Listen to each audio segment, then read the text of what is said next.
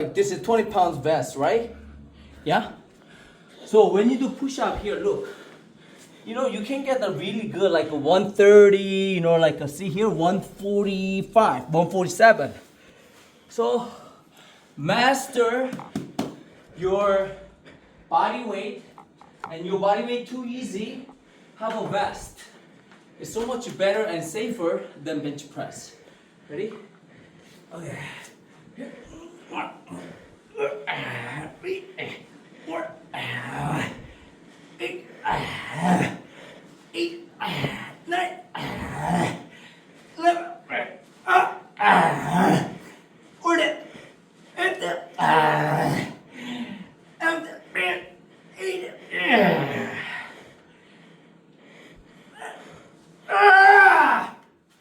So I did a lot of stuff today, and then since 5 a.m. and it's like 7 p.m. So anyway, before you do any type of press, master your body weight first.